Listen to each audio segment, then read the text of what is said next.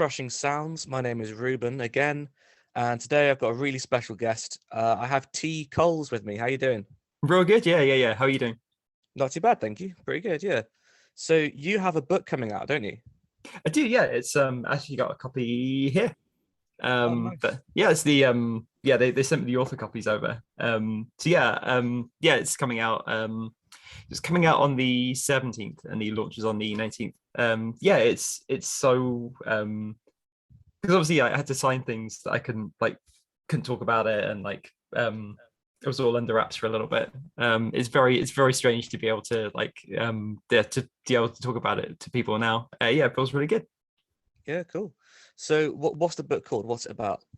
So the book's called Death Metal. It's a history of death metal. It's everything from yeah, around the mid 80s, with Possessed and Death and Mantaz and those kind of energies building up to present day, all the way up to sort of Gate Creeper and Venom Prison, Blood Incantation, that sort of thing, Lorna Shore, that kind of thing. Nice, yeah, cool. So obviously sitting down to write like a whole book is quite an undertaking, right? So what kind of inspired you to sit down and write a book in the first place, and why did you choose this subject? So I'd always really wanted to write a book, and I've done a lot of, I've written quite a lot before. Uh, so writing a book always it appeals to me since I was a kid, really. I I did a lot of writing. I did a lot of music writing, and I sort of wanted to do something a bit more serious with it. Than sort of writing for. I've written for a few magazines. I wanted to sort of take it a bit further. So I ended up. I really liked the 33 and a third books. So I pitched a few over to them, and they got back and said, I, they're a bit more mainstream than I was pitching them sort of Napalm Death books on the hope that they'd be interested. Okay, yeah. I think it was probably a little bit too niche. Although they were really really lovely about it, and they said they offered me to come and do a book for their new series they had coming out. And I said that was over lockdown, but I didn't really. My band wasn't touring, and yeah, all the stuff that I usually busy myself with, I wasn't doing as much of. So I said immediately, yeah, no, I'll definitely do that. That sounds incredible. Um, yeah, that was how I ended up landing the slot. Yeah, cool.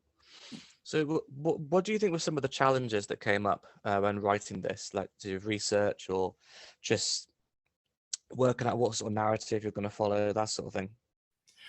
So it's not a hugely long book. It's only about 160 pages. One of the initially one of the challenges. So I went on Encyclopedia Metallum. One of the first things I did was Yeah. I wanted to look at how many death metal bands there were. So it's a 40,000 word book, and there are 50,000 death metal bands. So yeah, there are probably way more. um, um, so yeah, if I just listed all of them, I wouldn't be able to fit them all in. No. Yeah, so knowing what to put in and what to sort of obviously there are big things which happen that you have to have in. Yeah, you can't have a death metal book without carcass, that kind of thing. Yeah, sure. But there are some things which you have to sort of gloss over a bit. I would love to have done more about bands like Akakaka. I would love to have more of them in. But what I wanted to do, which I think sort of suited the story a bit more, was to focus on what happened in sort of 2007, 2008, when you get deathcore coming up. Yeah, Um, yeah. it's really interesting. It's sort of doesn't get included in the main death metal narrative as much. So I was pleased to get some more of that in there as well. So really, it's authors and editors talk about killing their darlings. You get to the point where you have too much stuff in a book and you have to go, okay, unfortunately some of this has to go. So yeah, that was the main challenge, was being sort of using the knife and knowing what to get rid of and what wasn't gonna suit sort of an introduction to something. Um, so I asked some of the guys on my channel, what questions would you like me to ask you? One of them asked, would you say that the book is a passionate love letter to the genre, or more of like a beginner's guide for people who maybe aren't familiar with this sort of extreme music? It's a little bit of both. I've tried to really keep it. I think it's more. I mean, I think you can tell that I really like death metal. Yeah, There are stories. Yeah, there are stories in there from like when I was a kid and when I got into it, and like the hearing that. I think anyone who knows death metal and had like, I think a lot of people have like a similar kind of background in it and a similar sort of like point of entry into it, yeah, and we'll recognize that kind of those kind of emotions and that excitement of when you discover a Cannibal Corpse or Lorna Shore or whatever for the first time. yeah, yeah, Um, but it's the brief was to do something that was for people who weren't familiar with it. You know that I know that like my mum is going to read it, for example, and I had to write something that my mum could pick up and read through. My mum likes music but isn't a big metal fan. sure, yeah, um, so yeah, I had to write something that is approachable for people. And one of the things with we were talking about like cutting things out just now. Obviously that means it has to be succinct and it has to make sense. So I can't go off on if it was more a love letter, I'd love to go off on tangents and all sorts of different things. yeah, But I really have to keep that reined in, which is good. It's good to have that kind of restriction on there. So yeah, that more a beginner's guide than a straight love letter. yeah. Fair enough. So, talking about heavy music, obviously you're a big fan of metal, as am I. Mhm. And this is a really interesting kind of debate amongst, especially in that metal fans. What do you think makes a song heavy? It's interesting. It's interesting when you're talking about genres as well, because obviously I had to sort of define what death metal was as part of it, and you can sort of if you gave my mum any standard death metal band, any standard black metal band, I'm not sure my mum would be able to pick out the no shade to my mum.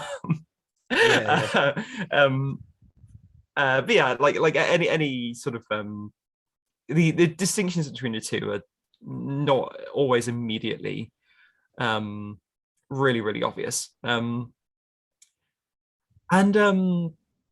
especially when you sort of break down like, okay, they have blast beats and like distorted vocals and that sort of thing, distorted guitars. It's an interesting one. It's a heavy. I mean, what makes death metal heavy is it's all about death. yeah, It's almost exclusively about death in some way or linked to death in some way. That's the real through point. That's how we get from possessed to blood incantation. One's about being ripped apart by the living dead, and one's about being sort of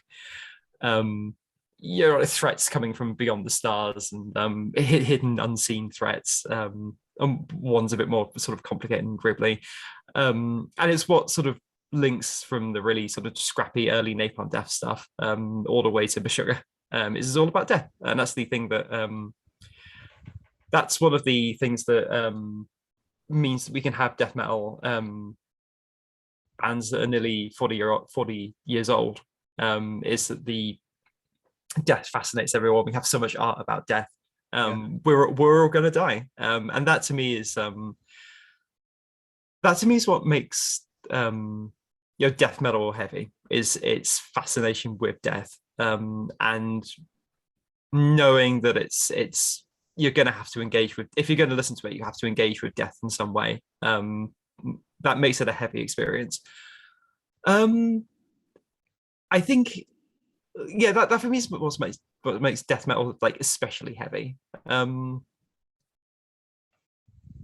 There's so many different factors that go into what makes something heavy. I mean, physically, I think it's probably it's probably the drums, probably the blast beat. There's a lot in the book about the kind of intro of the blast beat, and when people go into the first. There's an interview with I had to cut some of this, unfortunately. There's an interview with Barney from Napalm Death, talking about when he first you see, obviously he wasn't in Napalm Death initially. He was he came in after a couple of records, but going to see Napalm Death when they were sort of like working out the blast beat as youths, and thinking like, I've never seen anything like this. It's sort of like it hits me in the chest in a way that nothing else ever has, and just being yeah, gobsmacked.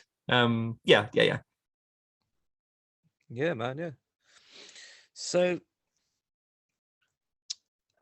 again, this is tend to focus a lot on like just the genre and the style and the sound of it, and talking about like parents or not necessarily parents, but people who aren't familiar with the genre.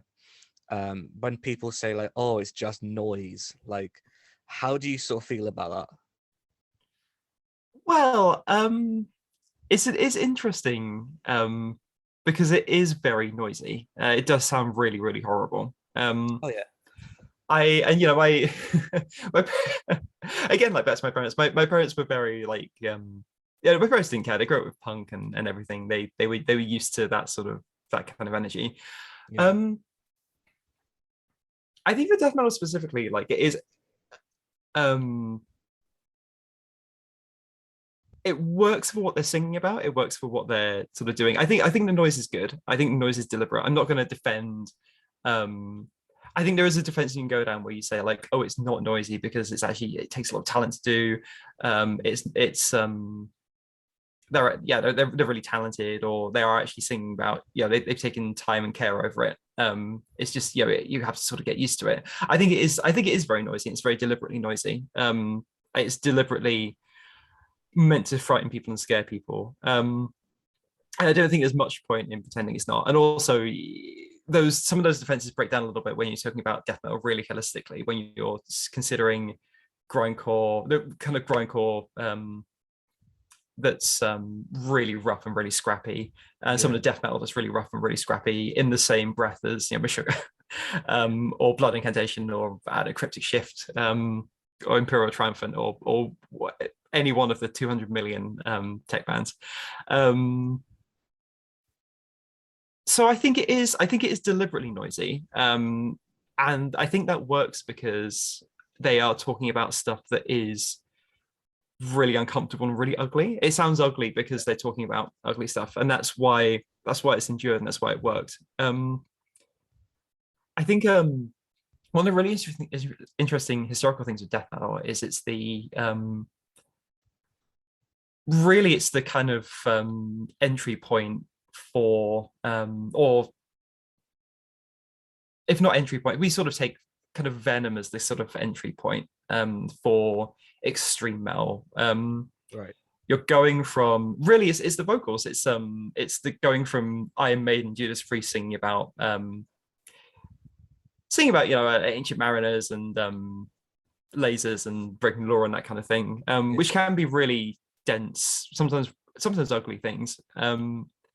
To talking about death and taking that the beautiful trained singing voice, or the sort of the operatic highs, taking that, or taking vocalists who are striving towards that, and sort of corrupting it, turning it into something that sounds really hideous and disgusting.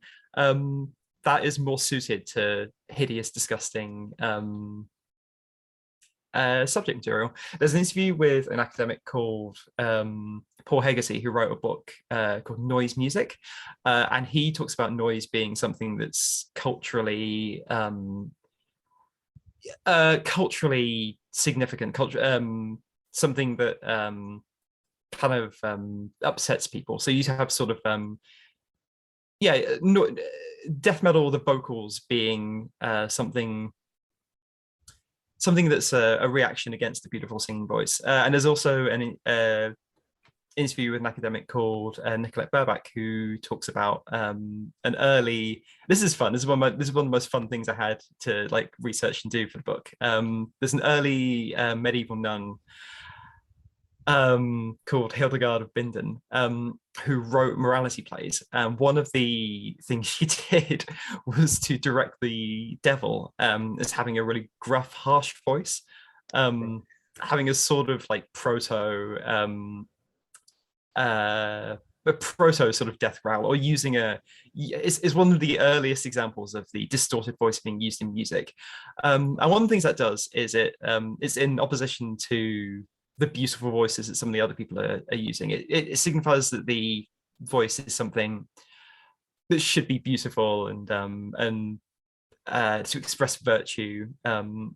And you're getting someone in with a really ugly voice that sort of goes against that. That's a really long answer to that question. But really, I think I think to sort of answer it more succinctly, I think we shouldn't shy away from the fact that it's ugly. It's ugly because it's expressing something very dark and very horrible. And sometimes life is very ugly. And ultimately, death can be very, very ugly, and we're all going to die. So that's the thing that brings us together.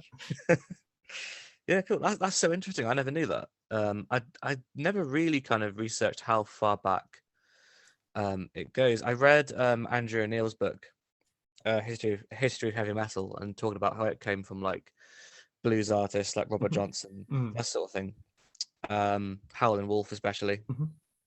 But I never really kind of looked into it sort of before that, the like you say about the distorted voice being used in music. But that's really cool.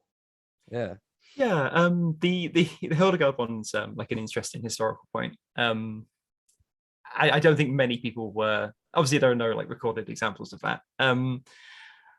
It's I think with me that sort of shows that we've sort of had those ideas kind of floating around for a while. And we were talking about like how did death metal start? Like, yeah, those kind of energies, people have been sort of playing around with them for quite a long time. And yeah, absolutely. There's references to like Howling Wolf in there as well, who had obviously more of a direct imprint in an influence in people from those sort of like blues tradition onwards, like yeah, distorting the voice.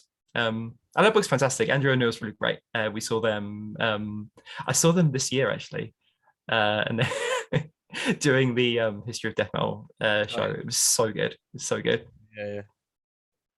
His I don't think it's appropriate to sort of repeat anything. His whole bit on Rain in Blood, calling it like the perfect album, is so funny. Yeah. They yeah, like, sorry, you're gonna say something. They had a fly caught between their glasses and their eye at the show where we saw them, and they did they had a bit in their early show. This isn't metal related at all, but they just screamed flies at random intervals, and they did that because loads of people were like flies, and that was that was fun. Yeah, it was so good, so good. Yeah, and that book's really good. I read a lot of things for like putting the book together, and that was really like a lot of them were quite heavy, and that was like a really fun, entertaining one. And I'm really pleased their show's doing so well. Yeah, same. Again, talking about people who aren't familiar with stuff, I got my dad to read that book as well, and he likes stuff like Mastodon and Metallica, a bit more the kind of I guess accessible anthemic stuff. And he read the chapter on like black metal, and he said, "What is this about?" Like, oh, awful. It's really interesting because yeah, like black metal is a step beyond really. Yeah. A lot of the death metal stuff really was fairly harmless. It was like fairly mild-mannered people who wanted to be musicians and who were interested in horror films and dark culture or whatever, like ugly stuff and like dark comic books and all that, who wanted to make music about it. And black metal was something completely, there was a real darkness to that. And one of the things that sort of death metal obviously sort of was sort of on the up until the sort of around this kind of mid-90s where it all sort of fell away. And part of that is that the sort of buzz and controversy was replaced pretty quickly with black metal, which had more of a kind of authentic darkness. Yeah, interesting. I like the music for the most part, but it's one of those where you have to separate the art from the artist for sure. So like separating the art from the artist, is it interesting? We could like go on about that for a while. I find it much easier to do that with someone like, I don't know, I really liked H.P. Lovecraft when I was a teenager. And we can't really talk about H.P. Lovecraft without talking about how he was like kind of a racist douchebag, and just a generally unpleasant person.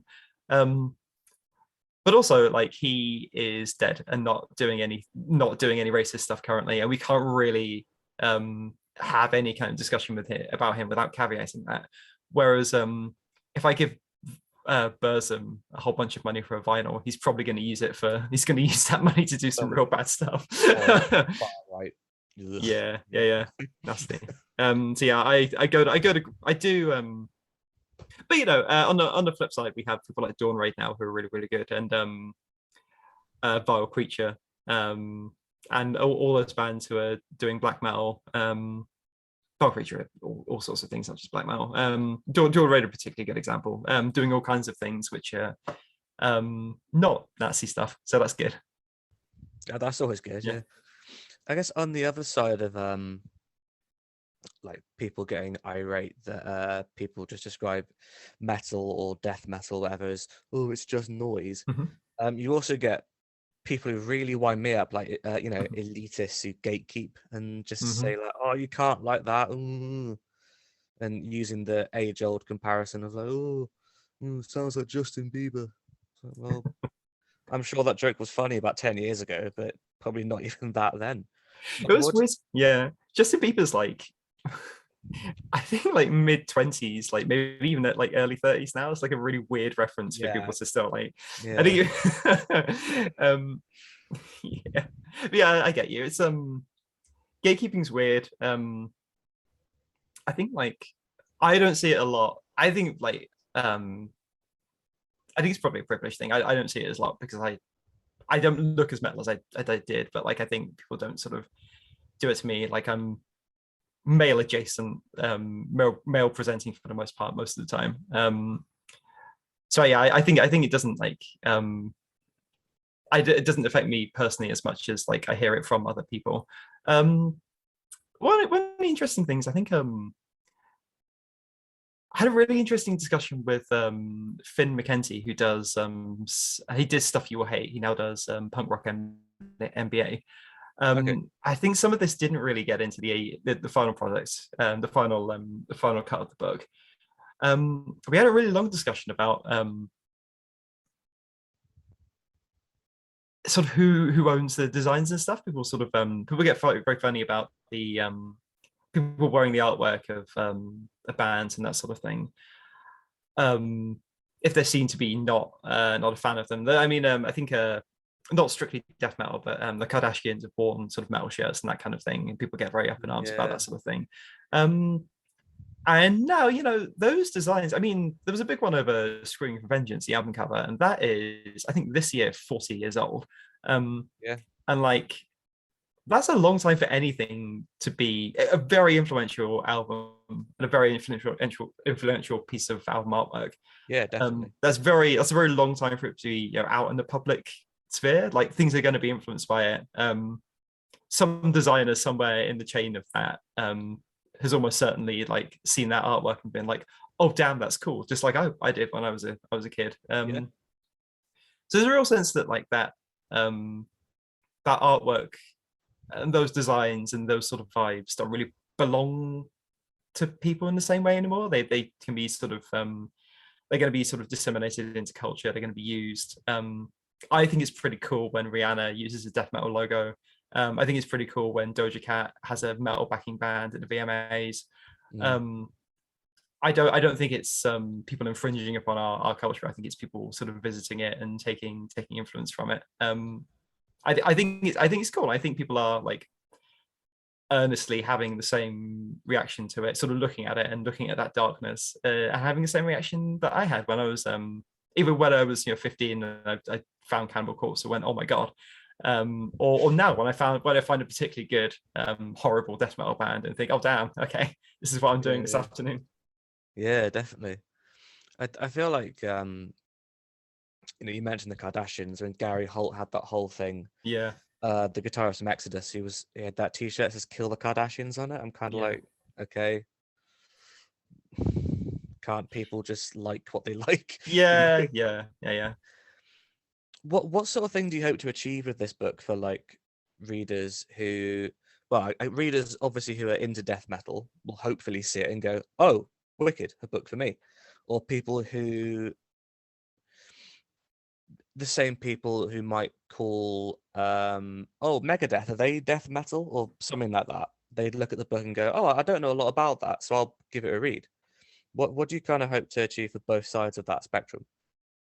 Pretty much. I mean, so for established fans, like myself, I wanted there to be, a lot of my friends obviously are big metal fans, big death metal fans, and they know the history really well. So I mean, there's a lot of new interviews in there. There's I think 32 interviews, various bands, members, label owners, academics, journalists, that kind of thing. So if you pick it up and read it, there's a lot of stuff which you haven't seen before, that hasn't been printed anywhere else. It was done just for the book, which will give you a bit of a different perspective on things. There's also a lot of stuff sort of towards the end. There's a lot about attitudes and that kind of thing, how things have changed. There's quite a lot about misogyny and violence and that sort of thing. I was really keen to sort of dig into that and talk about how those kind of attitudes are changing. You see, we go from some of the fairly objectionable Cannibal Corpse stuff in the light of day. There's a whole discussion about that, and that's contrasted against Venom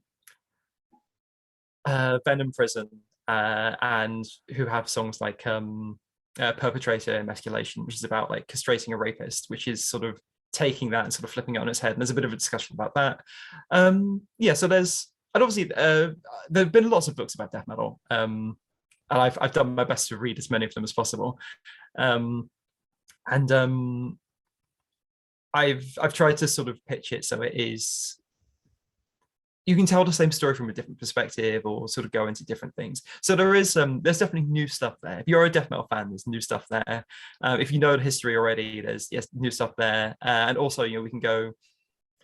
I mean, a good example is like Choosing Death, which was the sort of and is still the big death metal book. Loads of interviews, really, really good. But obviously that came out in like 2004. And you don't have deathcore, you don't have the rise of tech metal. You don't have the bands. You don't have old school death metal. You don't have Tomb Mold or Gatecreeper. You don't have bands like Venom Prison. So there's a lot of new ground. There's a lot of new ground which has been covered since then, which I've been like very lucky to be able to write about.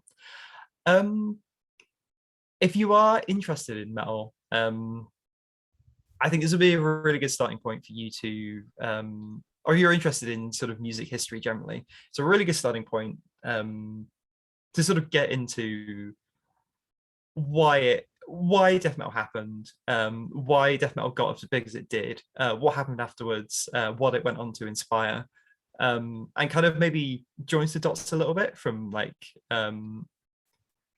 there's a lot of stuff in there about how when death metal sort of died away, new metal got really big. A lot of the new metal guys were listening to death metal, which might be a little bit like that might be a little bit controversial for some real intense death metal fans to hear, but that's how it happened. Joey Jordison was booking death metal bands when he was a teen. He was part of that scene, was helping all that stuff happen. He was a big death metal fan.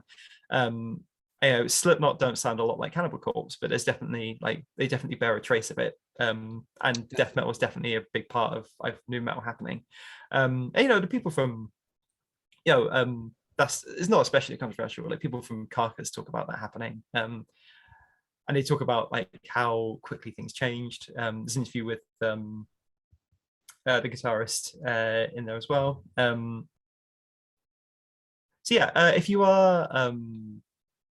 If you are kind of a casual fan, or you sort of you're not sure where Megadeth would sit on the death thrash kind of scale, there's a lot in there for you. Help you sort of get to grips with what happened and when, and some of the sort of categories as well. Hopefully be a really, really useful resource and a fun read. Yeah, cool. Like you say, I don't know about you, but for me personally, I always like finding out new stuff, even if it's something that I'm quite familiar with, because I'm heavy metal as like a broad thing. So I'm into all pretty much all forms of it, really, from thrash to like gent. I tried to get someone to watch. There's a series on YouTube, A Rough Guide to Heavy Metal Subgenres, which I thought was funny. And I said, "Oh, you should watch this," and their reaction was, "Yeah, but I already know about all that stuff." And I'm like, "But there could be new stuff you don't know." Yeah. You should always be learning. Yeah, it's all different sources. There's one of the nice things about it. I really like, and I wish I thought of this, in the I can't remember the name of the guy. He does banger films, banger TV. Oh yeah, yeah. And it's the I think it's just called The History of Heavy Metal. It's the extreme metal episode of that. He's very famous. He Yeah, did the I can't believe I've forgotten his name now. He did the Maiden film. He did the I think he did the Anvil film as well. Um uh he did Global Metal. He did all the as soon as this interview's over, I'm going to remember, remember the guy's I name. can't remember him either now. I can picture him. Yeah. I can't remember the guy's name. Lovely Canadian guy. Yeah, Yeah, yeah. he started the episode of Extreme Metal, which was the sort of I think it's on YouTube. It's the and it was like the hidden one of the documentary series he did. And that is he starts that by talking to a neurologist about what actually happens in the brain when you listen to extreme metal. Right, right. Really, really interesting. Really a really unusual take on on how heavy metal affects you. We were talking about the bass drum earlier and how that sort of gets you in the heart. Yeah, it's a very interesting way of sort of doing that. Yeah. It's there's always something new to learn. There was a new, different perspective. And I've tried to get people in here. Obviously, there are some like classic people like Napalm Death and Carcass, and people I wanted to get. People that I love and I wanted to get here. But there's also new voices. There's a lot about deathcore, and new perspectives that don't always get mentioned alongside the main kind of body of death metal. I guess after that, speaking about just the music in general, it definitely comes across that you have just a passion for this sort of music. Do you have a favorite death metal artist, album, or song? I would say quite honestly, like it changes all the time. What have I been listening to recently? I think like maybe of all time. I think there'll be people in the comments who are upset that I said this, because it's technically grindcore, but probably Scum by Napalm Death. Fair enough, It's such an ugly album. It's such an ugly album. It's such a sort of it's such a trashy album. The whole band broke apart midway through. Right. It's just the wheels fell off the whole thing, and it somehow did really well for them. It launched. It came out at the same time as in the same year as Death and as the Death released Scream Bloody Gore. It came out at the same year as the first Necrophagia album. Where all these bands who were sort of striving to be, well, Death in particular was striving to be very together, very very polished. And then Napalm Death released something that was meant to be a split with another band that ended up being a full album. We're basically recorded by two separate bands under the same. It's got one of my favorite stories of any album ever. It's got one of it sounds just so it swings so wildly from like deathly serious to You Suffer at a drop of a hat. I think it's really, really wonderful. I think it's maybe not the archetypal death metal album, but it's very special to me. And I've been a very, very big fan of it for a very long time. Band wise, I think maybe I mean, I've been really taken by stuff like Blood Incantation recently. I really, really love them. I think probably Morbid Angel. The kind of weird vibes. I think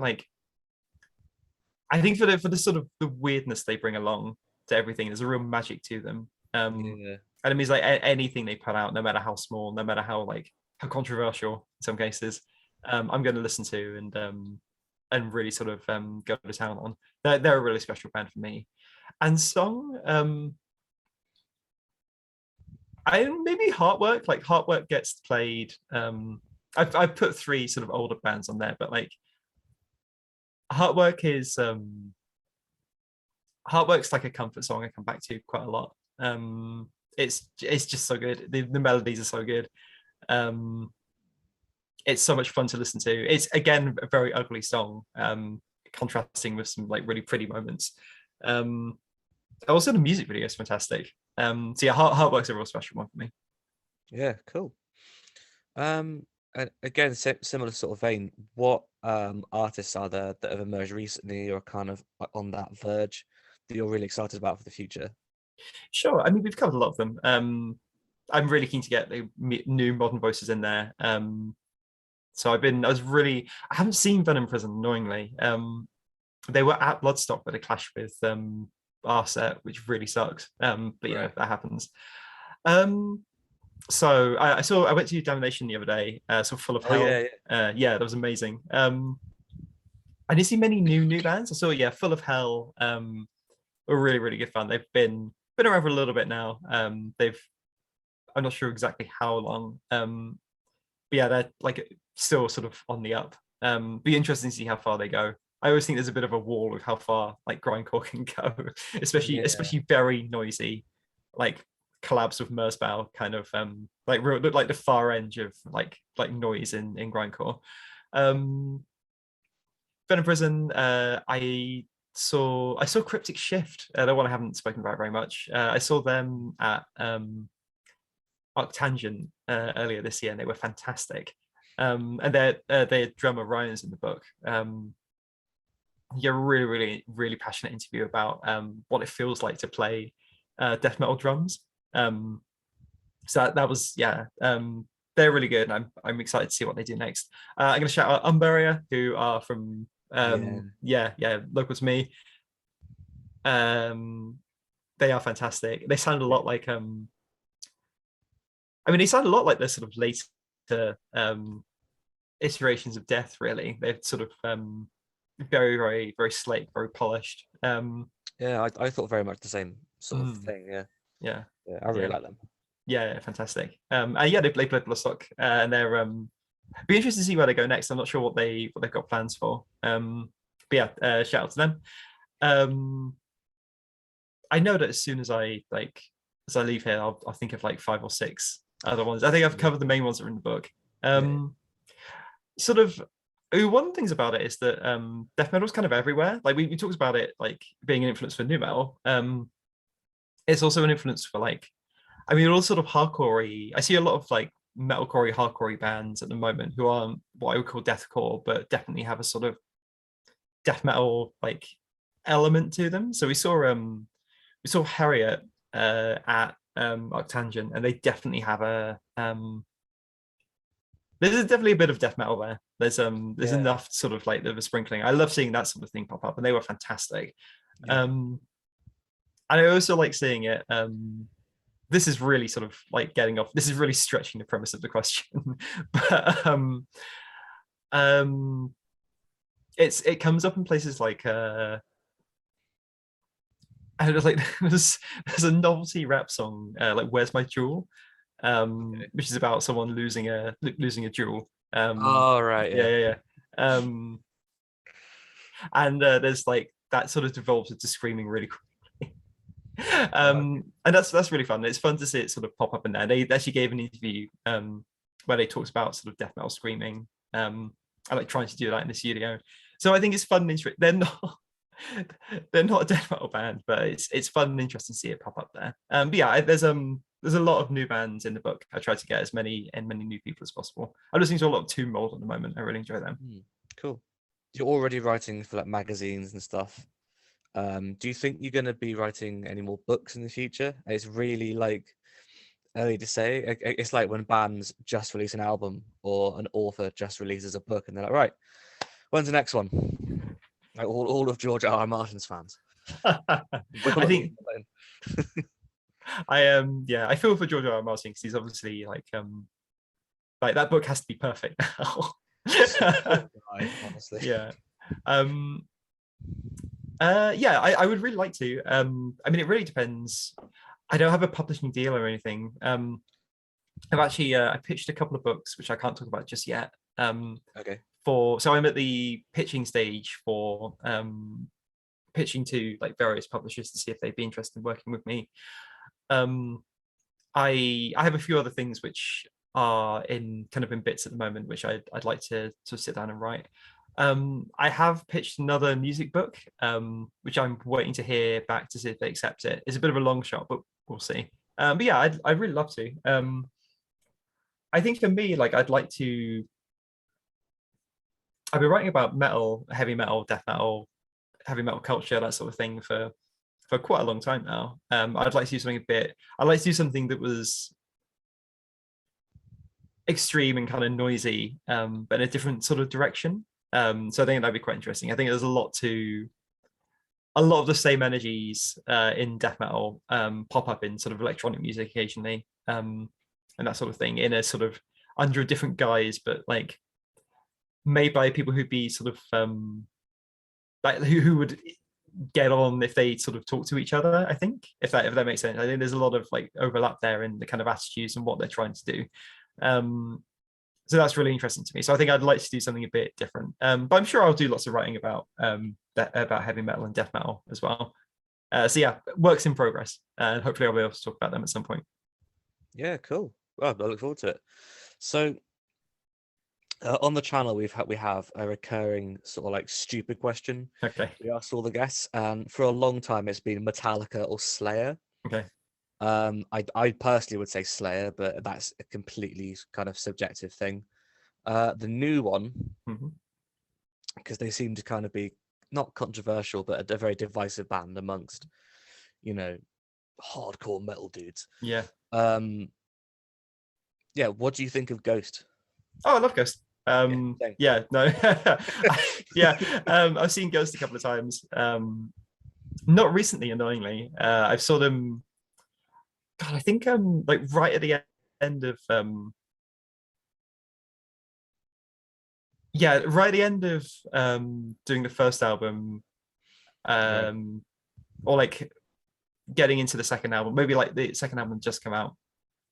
Saw them, I think, like into the touring phase of the second album. And they were great both times. I think I got loads of bangers. Actually, this week, Kaisarion from New Record's been in my head. Yeah.